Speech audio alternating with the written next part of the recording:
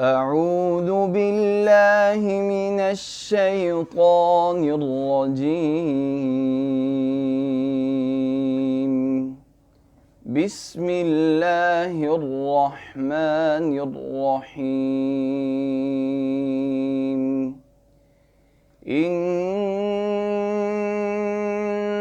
نحن نزلنا عليك القرآن تنزيلا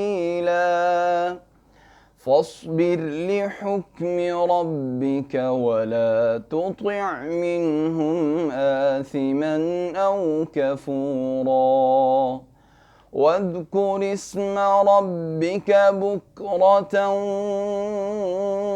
وأصيلا ومن الليل فاسجد له وسبحه ليلا طويلا إن هؤلاء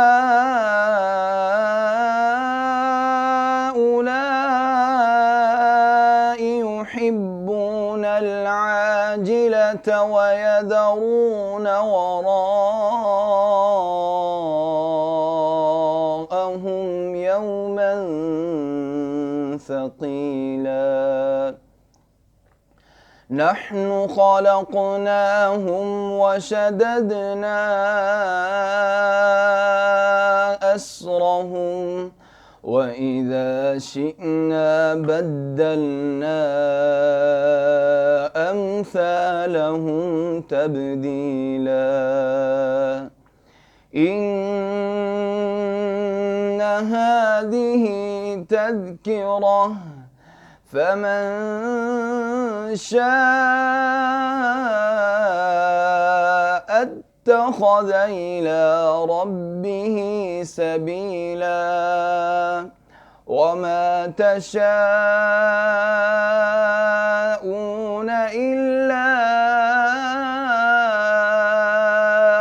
أن يشاء الله إن الله كان عليما حكيما يدخل من يشاء في رحمته والظالمين أعد لهم عذابا أليما